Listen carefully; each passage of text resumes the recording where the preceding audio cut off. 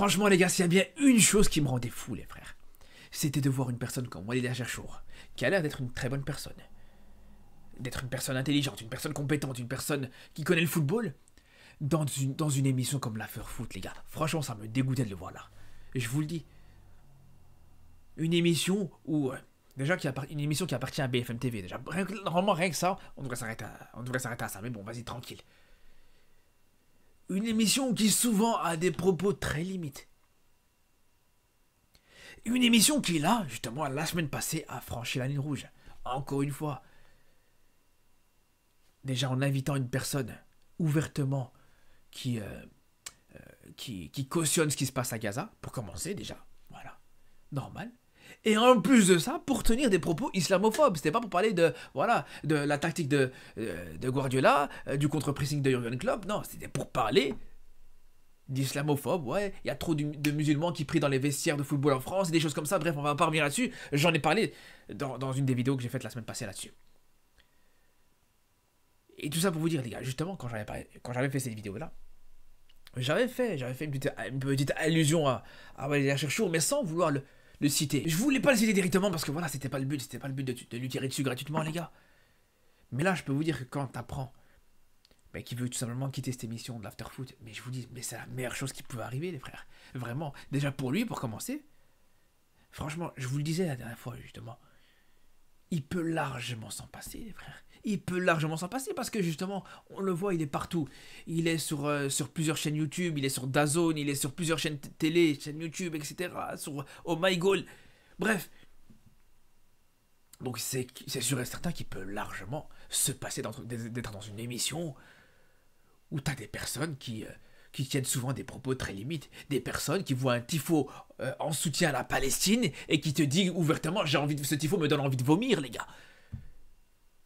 Je vous dis la vérité, les frères, le fait de voir un Walid Acharchour qui discutait avec, qui échangeait avec Daniel Riolo, qui avait une complicité avec Daniel Riolo, et voilà, qui était collègue avec Riolo, avec les propos très limites, encore une fois, qu'on peut connaître de Riolo, je vous dis, les frères, tu te dis, c'est pas normal. Tu te dis, franchement, Walid Acharchour mérite mieux que ça, tout simplement, les gars. Donc c'est pour ça que je vous dis, cette décision qu'il a eue de se mettre en retrait par rapport à l'afterfoot, je vous le dis, les gars, c'est la meilleure chose qu'on pouvait entendre. Au moins là, ils vont sentir qu'il y a un impact. Au moins là, ils vont voir que tu peux pas te permettre de cracher sur des millions d'auditeurs, des millions de musulmans comme ça.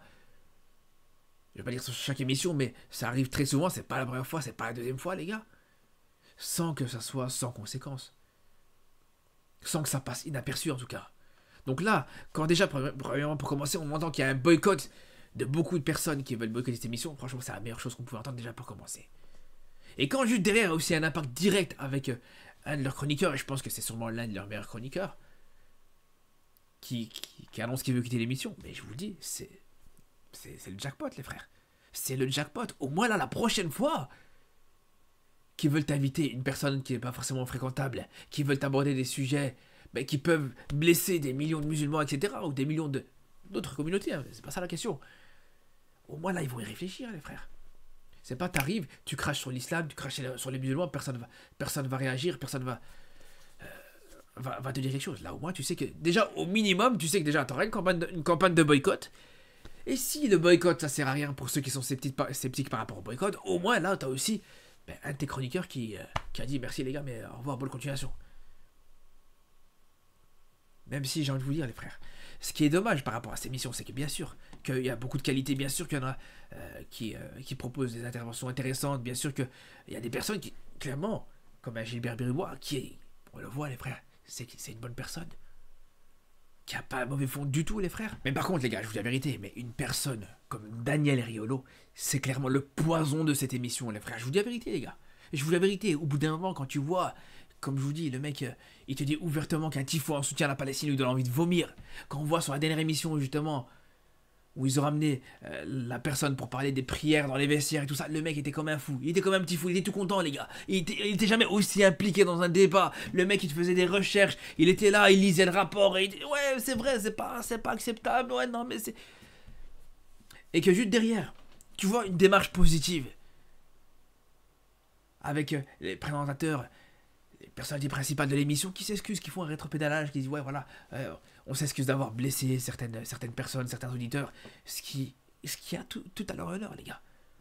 Ce qui est tout à leur honneur, le fait que voilà, ils viennent s'excuser par rapport à ça, qu'ils se rendent compte qu'au final, qu'ils ont blessé certains musulmans, c'est tout à leur honneur que juste derrière ils s'excusent. Mais quand tu vois la réaction et la réponse de Riolo juste derrière, mais c'est ça qui donne envie de vomir pour le coup. C'est vraiment ça qui donne envie de vomir. Écoutez-moi ça, les gars.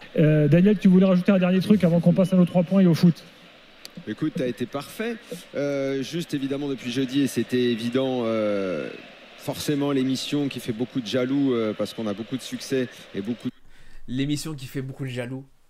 L'émission qui fait des... Donc là maintenant, en fait, il est persuadé que s'il y a cette campagne de boycott, si les gens veulent boycotter cette émission, c'est parce que tout le monde est jaloux de cette émission. Et pourquoi? Alors Walid Acharchour, il a voulu démissionner, alors il a voulu quitter l'émission, alors il est jaloux aussi. Il en fait partie de l'émission, frère.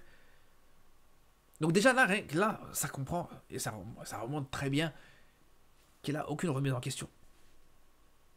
Il n'a aucune remise en question dans le sens où, voilà, il se dit pas une seule seconde que peut-être que, voilà, il a peut-être été trop loin dans ses propos. Mais de toute façon, les gars, on le sait très bien. Déjà même sur des avis footballistiques, sur des aspects footballistiques, il a déjà du mal à se remettre en question, les frères. On le sait très bien.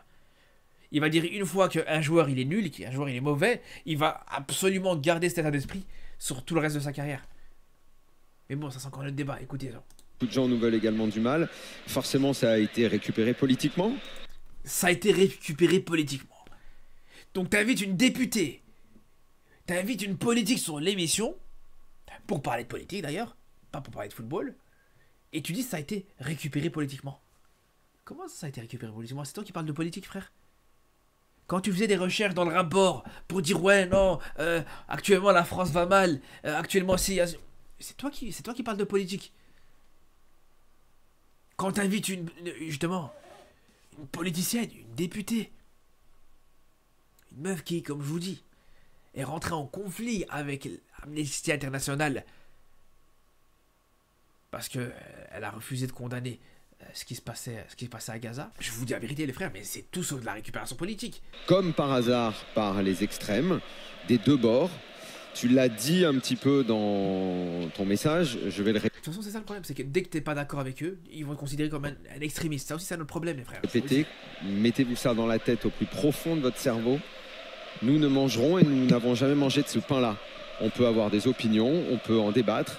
Encore une fois, des messages en entier, pas des petits bouts sur X, parce que ça finira par plomber tout le monde, nous et tous les médias, et toutes les idées, et toute la pensée. Il n'y a pas eu besoin de voir des petits extraits. Il n'y a pas eu besoin de ça. On l'a vu, l'émission, on l'a vu en entier. J'ai fait exprès justement de la voir en entier pour voir justement à quel point tu étais bien impliqué dans cette émission. Tu étais bien impliqué pour pouvoir justement essayer un maximum de cracher encore une fois sur les religions. De toute façon, évidemment, on parle de quelqu'un qui a écrit un livre sur la religion dans le football. Qui a écrit un livre qui s'appelle littéralement Racaille Football Club, les frères. C'est pas une blague. Riolo, il a écrit un livre qui s'appelle Racaille Football Club. Et je vous dis, ce livre, là aussi, c'est un livre qui donne envie de vomir.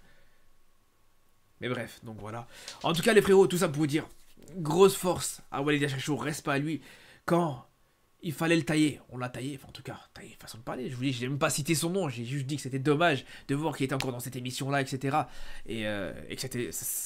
Voilà, qu'il se devait justement de prendre une décision forte. Donc quand il le fait, t'es obligé d'en parler aussi. Sur ce les frères, justement on se dit à très vite pour reparler de football avec la Ligue des Champions qui arrive demain. Et surtout d'ici là, prenez soin de vous les frères.